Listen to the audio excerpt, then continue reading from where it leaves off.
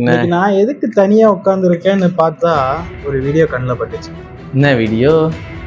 லேட்டஸ்டா உள்ள scam video. இவங்களெல்லாம் ஃபோக்கஸ் பண்ணி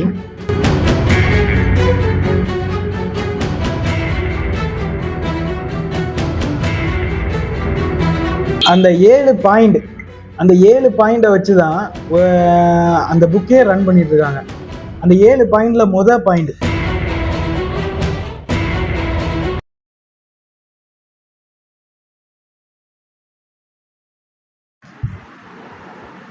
ஹாய், ஹலோ, வணக்கம்.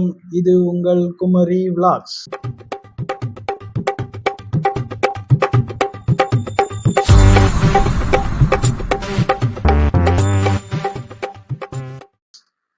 இன்னைக்கு நான் எதுக்கு தனியா உட்காந்துருக்கேன்னு பார்த்தா ஆள் இல்லையா? ஆள் இல்லை. சரிதான். ஆக்சுவலி நான் ஒரு ஃபோன்ல சும்மா ஸ்வைப் பண்ணி பார்த்துட்டே இருக்கும்போது ஒரு வீடியோ கண்ணில் பட்டுச்சு. என்ன வீடியோன்னு தெரிஞ்சா நீங்களே ஷாக் ஆகுவீங்க. லேட்டஸ்டா உள்ள ஸ்கேம் வீடியோ. ஸ்கேமா? எது ரிலேட்டடான ஸ்கேம்? நம்ம இப்போ ஒரு யூடியூப் சேனல் வச்சிருக்கோம். நம்மள மாதிரி ஒரு புதுசா தொடங்கணும்னு சொல்லிட்டு நிறைய பேர் வந்திருப்பாங்க. இவங்களெல்லாம் ஃபோக்கஸ் பண்ணி how to become the success to social media அப்படிங்கிற ஒரு புக்கை வந்து ரிலீஸ் பண்ணியிருக்காங்க. இது எதுக்கு, ஏன், ஒண்ணுமே யாருக்குமே தெரியாது. அப்படி அதில் என்னதான் சொல்லியிருப்பாங்கன்னு பார்த்தீங்கன்னா ஒண்ணுமே கிடையாது. வெறும் 7 பாயிண்ட் தான் இருக்கும். 7 பாயிண்ட்டுக்கு ஒரு புக்கா? 7 பாயிண்ட்டுக்கு ஒரு புக்கான்னு இல்லை. இப்போ நீ ஒன்னே எடுத்துக்க. நீ ஒரு சேனல் தொடங்குற, எவ்வளவு வச்சுட்டு தொடங்குவ? காசு எவ்வளவு வச்சு தொடங்குவ? நம்ம எல்லாம் சாதாரண ஆட்கள் காசு வச்சா யூடியூப் தொடங்க முடியும்? ஒரு கேமரா, ஒரு மொபைல் போன் வச்சிருப்ப. ஆமா. அது மட்டும்தான் உன்னோட என்ன சொல்லுவாங்க, இன்கம். பேசிக்கா யூடியூப் தொடங்குற எல்லாருக்குமே ஒரு போன் தானே இருக்கு, கேமரா வாட்டு, வேற என்ன இருக்கு? அந்த ஒரு கேமரா இருந்தா போதும்னு சொல்லிட்டு நம்மளும் தொடங்குவோம். நானும் அதே மாதிரி தான் தொடங்கினேன். இப்போ இவங்களுக்கு என்ன தெரியுமா, நம்ம எல்லாம் சாதிச்சிடக்கூடாதுன்னு இல்லை.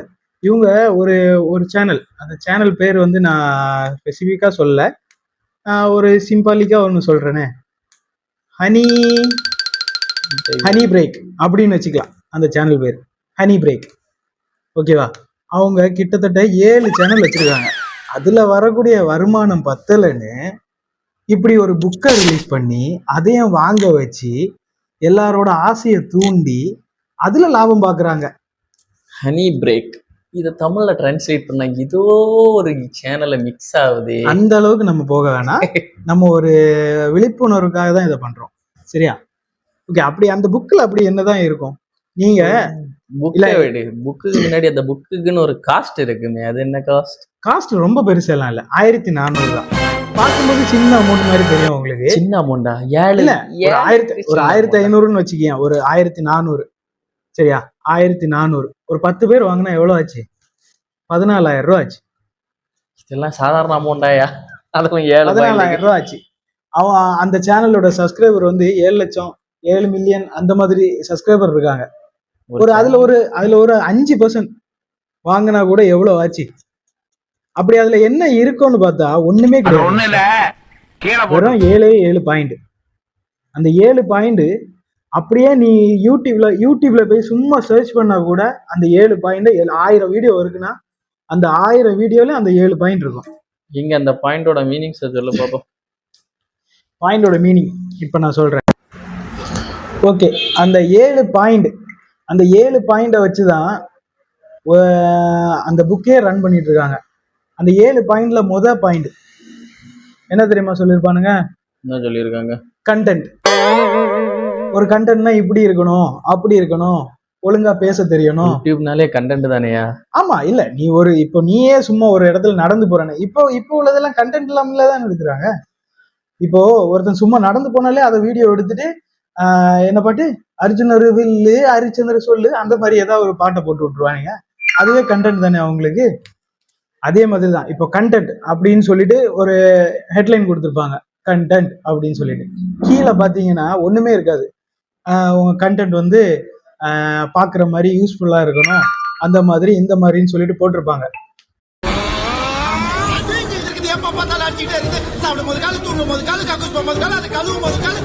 என்ன சொல்லிருப்பானா, ஒரு நல்ல கண்டென்ட் இருக்கணும், பார்க்குற மாதிரி இருக்கணும், யூஸ்ஃபுல்லாக இருக்கணும், மக்களை எது வந்து அட்ராக்ட் பண்ணுதோ அந்த இதை எடுக்கணும், அந்த மாதிரி தான் வச்சிருப்பானுங்க.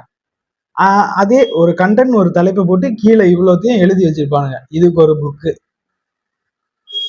நீ யூடியூப்ல போயிட்டு சும்மா சர்ச் பண்ணாலே ஹவு டு ஏர்னிங் டு யூடியூப்னு சொல்லிட்டு சர்ச் பண்ணாலே போதும், 1000 வீடியோ வரும். அந்த 1000 வீடியோல இந்த 7 கண்டென்ட் மட்டும்தான் இருக்கும். இந்த 7 பாயிண்ட் மட்டும்தான் வச்சு 1000 வீடியோ பண்ணியிருப்பானுங்க. அந்த 7 பாயிண்ட்டுக்கு ஒரு புக்கு. இந்த புக்குக்கு 1400 ரூபாய் கொடுத்து வாங்கணும். So sad. இது யூடியூப் ஓப்பன் பண்றவங்க எல்லாருக்குமே அந்த அல்கரிதம் தெரிஞ்சாலே போதுமே. இதுதான் இந்த 7 பாயிண்ட் மட்டும்தான். முதல்ல கண்டென்டா, அடுத்தது வந்து பாத்தீங்கன்னா எடிட்டிங். ஓரளவுக்கு எடிட்டிங் தெரிஞ்சா போதும். இதை தான் அதில் மென்ஷன் பண்ணியிருப்பாங்க. ஓரளவுக்கு எடிட்டிங் தெரிஞ்சா போதும் அப்படின்னு மென்ஷன் பண்ணியிருப்பாங்க. 3வது பாயிண்ட் என்னன்னு பார்த்தீங்கன்னா டைம்லைன். அதாவது டைம்லைன்னா உங்க வீடியோ வந்து ஒரு 3 நிமிஷத்துக்கு உள்ள இருக்கணும், உள்ள இருக்கக்கூடாது, 3 நிமிஷத்துக்கு மேல இருக்கணும், அந்த மாதிரி சொல்லியிருப்பாங்க.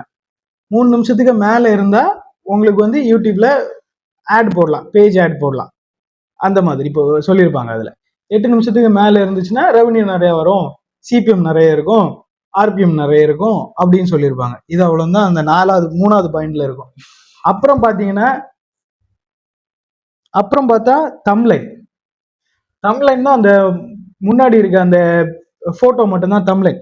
அந்த போட்டோவை நீங்க அழகா கிரியேட் பண்ணணும், பாக்குற மாதிரி இருக்கணும், அப்படி பார்த்தோன்னு அதை கிளிக் பண்ற மாதிரி இருக்கணும் அப்படின்னு சொல்லியிருப்பாங்க 4வது பாயிண்ட்ல. 5வது பாயிண்ட் பாத்தீங்கன்னா யூடியூப்ல செட்டிங்ஸ் எல்லாம் நிறைய உண்டு. அதாவது இந்த செட்டிங்ஸ் எல்லாம் ஆன் பண்ணி வைக்கணும், அந்த மாதிரி சொல்லுவாங்க. அப்புறம் 6வது பாத்தீங்கன்னா டைட்டில். சரியா? டைட்டில் வந்து இப்போ நீ வந்து ஒரு இடத்துக்கு போற, நான் கன்னியாகுமரி போறேன், அந்த மாதிரி நீ ஒரு டைட்டில் வச்சனா யாரும் பார்க்க மாட்டாங்க. சரியா? கன்னியாகுமரியில என்ன இருக்கு அப்படின்னு சொல்லிட்டு ஒரு கொஸ்டின் மார்க்கோட நீ ஒரு டைட்டில் வச்சனா கண்டிப்பா பார்ப்பானுங்க. இததான் வந்து அந்த புக்ல கரெக்டா மென்ஷன் பண்ணி வச்சிருப்பாங்க. ரொம்ப ஜாம் ஆகுது. அப்புறம் டேக்னா வேற ஒண்ணும் இல்லை, கீவேர்ட்ஸ். சரியா? இப்போ நான் ஒரு வீடியோ போடுறேன், அதே மாதிரி தான் கன்னியாகுமரிக்கு போறோம் அப்படின்னு சொல்லிட்டு நான் ஒரு வீடியோ போடுறேன்னா அதுல நீ வந்து சும்மா டேக், அதாவது நீ எப்படி சர்ச் பண்ணுவ ஒரு வீடியோ சர்ச் பண்ணணும்னா என்ன கண்டென்ட்டோ அந்த கண்டென்ட் பேரை போட்டு இப்போ நீ இப்போ கன்னியாகுமரி வரேன்னு வச்சுக்கேன், நீ இப்போ சென்னையில இருக்க, கன்னியாகுமரிக்கு டூர் வர, எப்படி போட்டு என்ன இருக்குன்னு செக் பண்ணுவேன், சர்ச் பண்ணுவல, அதே கீவேர்டு தான் இதுல போடணும். இப்போ உன் வீடியோ அவனுக்கு தெரியணும்னா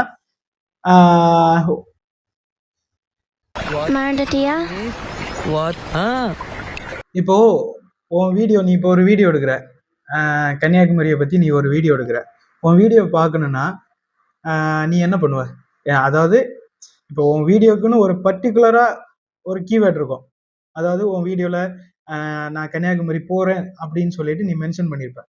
சரியா? இப்போ ஒருத்தங்க வந்து நான் வந்து வீடியோ போடுறேன்னு வச்சுக்கோ, ஒரு எக்ஸாம்பிளுக்கு நான் வந்து வீடியோ போடுறேன், கன்னியாகுமரி போறேன்னு சொல்லிட்டு ஒரு வீடியோ அப்லோட் பண்றேன். ஸோ நீ வந்து இப்போ சென்னையில இருக்க. சரியா? சென்னையில இருந்துட்டு நீ வந்து தேடுற கன்னியாகுமரியில என்னதெல்லாம் இருக்கு அப்படின்னு சொல்லிட்டு நீ தேடுற, எப்படி தேடுவ? அதை எப்படி சர்ச் பண்ணுவ? எப்படி சர்ச் பண்ணுவாங்க? ஒண்ணு கன்னியாகுமரி டூரிஸ்ட் பிளேஸ்னு போடுவாங்க, கன்னியாகுமரி ட்ரிப் அந்த மாதிரி போடுவியா? அதுதான் கீவேர்ட். இப்போ உன் வீடியோ கீழே வந்து டேக்னு சொல்லிட்டு ஒரு ஆப்ஷன் வரும் யூடியூப்ல அப்லோட் பண்ணும்போது. அந்த டேக்ல போயிட்டு road trip, Kanyakumari trip, Kanyakumari beach, அந்த மாதிரி நீ டேக்ல நீ யூஸ் பண்றது தான் அந்த யூடியூப் வந்து சர்ச் பண்ணும்போது உன்னோட இதுக்கு ரிலேட்டடா இருக்கா அப்படின்னு சொல்லிட்டு பார்த்து அது ஃபில்டர் பண்ணி உன்னோட வீடியோ வந்து எந்த ரேட்டிங்ல வைக்கணுமோ அந்த ரேட்டிங்ல அது வைக்கும். இதுதான் டேக்.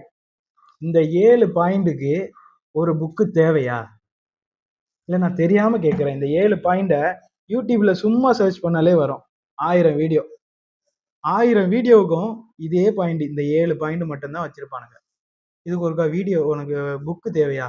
7 சேனல் வச்சிருக்க நீ, 7 சேனல்லையும் 7 சேனல் லட்சக்கணக்கில் வியூஸ் வருது. இந்த 7 சேனல்ல ஒரு சேனல்ல நீ இந்த கண்டென்ட் இந்த புக்ல இருக்கிறத அப்படியே சொல்லியிருக்கலாம்ல. எதுக்கு மக்களை ஏமாத்தி 1400 ரூபா கொடுங்குறீங்க?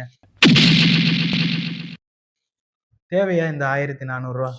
இப்போ யூடியூப்ல இன்கம் வரணும்னா சப்ஸ்கிரைபர் அதிகமாக வேணுமா, இல்லை யூடியூப் அல்கரிதம் படி இப்படின்னு ஒரு இது வச்சிருப்பான். இந்த இதை இவ்வளத்துல எலிஜிபிளா இருந்தா ரெவென்யூ அச்சீவ் பண்ணலான்னு இருக்கும்.